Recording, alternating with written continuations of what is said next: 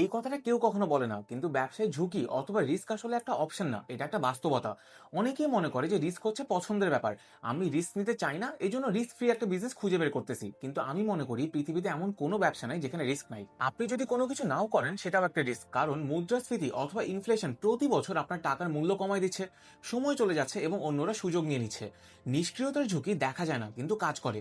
এজন্য প্রশ্ন এটা না যে আপনি রিস্ক নিবেন নাকি না, প্রশ্ন হচ্ছে আপনি কোন ধরনের রিস্ক নেবেন এবং কতটুকু রিস্ক নেবেন। ইম্পোর্ট বিজনেসে 4 ধরনের রিস্ক আছে। প্রথমটা হচ্ছে সাপ্লায়ার রিস্ক। সাপ্লায়ার আপনাকে খারাপ কোয়ালিটির প্রোডাক্ট দিয়ে দিল, টাইম মতো শিপমেন্ট করতে পারলো না, অথবা এমনটাও হতে পারে যে টাকা নিয়ে প্রোডাক্ট দিল না।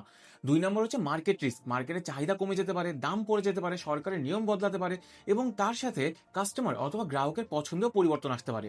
3 নম্বর হচ্ছে প্রসেস রিস্ক। তার মানে আপনার ডকুমেন্টসে কোনো ভুল চলে গেল, কাস্টমসে কোনো ঝামেলা হলো, অথবা শিপিং লাইন্সও মাঝে মধ্যে প্রবলেম হতে পারে।